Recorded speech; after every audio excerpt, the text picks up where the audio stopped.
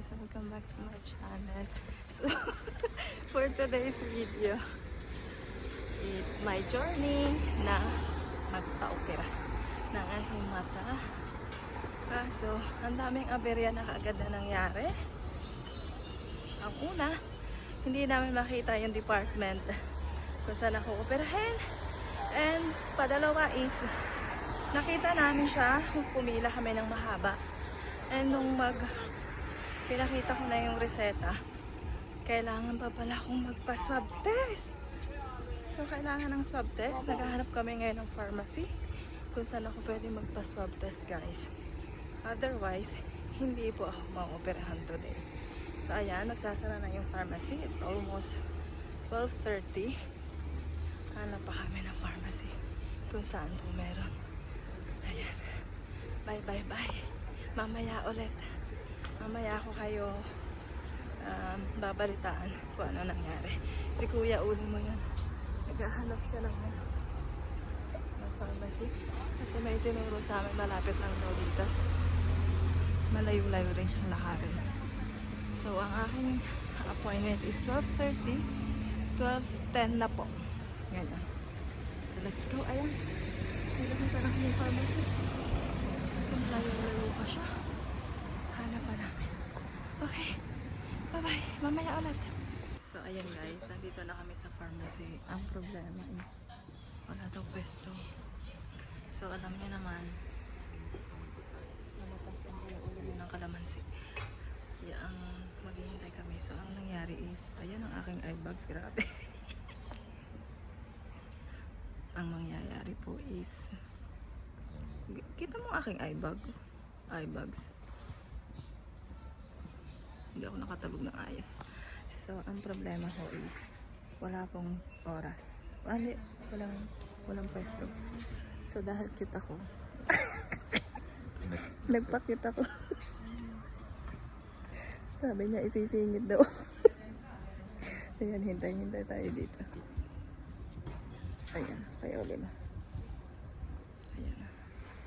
Nadali ng ating kagandahan ng pharmacy.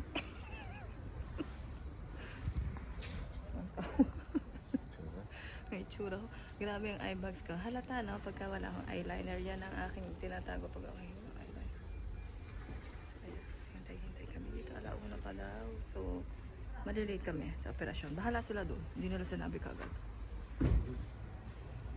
Ay, naghihintay dito sa pharmacy. Ayan, may nakita akong kalamansi.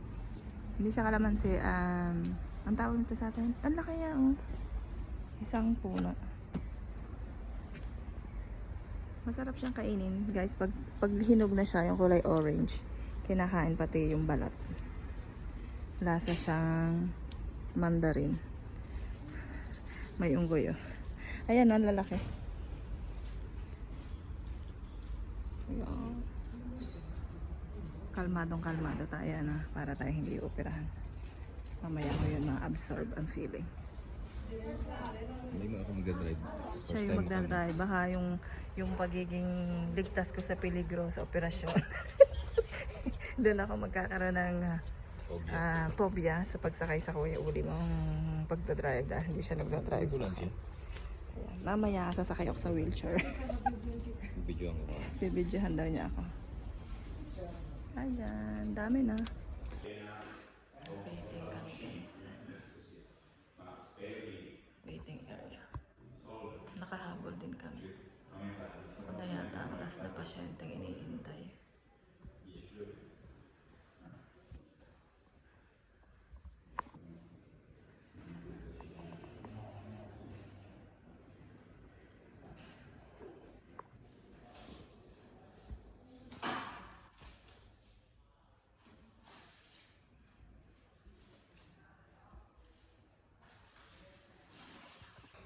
Kaya nasa second stop na tayo. Dito naman tayo maghihintay. Go. Grabe guys. Ang sakit niya. Sobra. Tumutulo ang aking sipon sa sakit. Yung hindi pa yata natalab yung anesthesia dinali. As Olive. Ang sakit.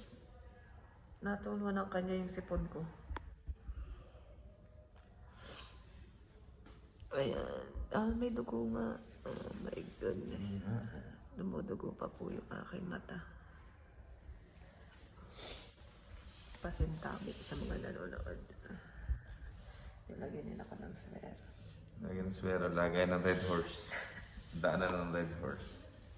Ayan. So, naghihintay po pa kami ng certificate at saka kung anong sasabihin sa akin ng doktor kung kailan ulit ako Sasabihin kong tigil daw muna pagpa-vlog. i-check up. Tumutulo pa yung luha at dugo ng mata ko. Tumatagas. Paano? Ayan, sa susunod na mga Isang araw pag mangyayari sa makakabigat ka akin. na. Bye-bye. So, ayun guys, after ng day surgery ko, pinauwi na din ako dito sa bahay. And ang sabi ng aking doktor ay 15 days na kailangan gamutin yung mata. So, may gel na ipapapatak doon 5 times a day. And yun nga. So, ibig sabihin nun, sagad talaga hanggang sa pag-alis ko. Papuntang Pinas. Grabe no, ang hina ako magsalita. Kasi nababana tong pisngi. So ayan, babalitaan ko na lang kayo sa mga mangyayari these days. And thank you so much. Sabi nga ng inyong ate Pretty Rose talagang ikay naka-aura pa rin kahit alam na ikay inopera ang mata. Grabe ang tawa ko Pigil na pigil ko dahil hindi ako pwedeng tumawa ng malakas. Ang sakit niya. Talaga lang na tinitiis ko siya. Tsaka nakainom na rin naman ako ng painkiller. Ayun.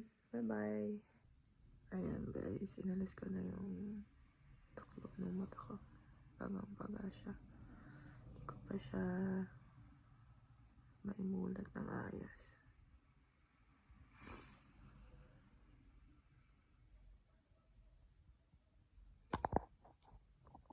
Hi guys, ayan, medyo okay na yung mata ko. 5 days na rin ako dito sa bahay. So, kahit nandito ako sa loob ng bahay, kailangan kong suotin tong shades. Kasi medyo masakit pa siya. Pagka nasisinagagan din ng, ng araw. Tsaka sa hangin. Ayan.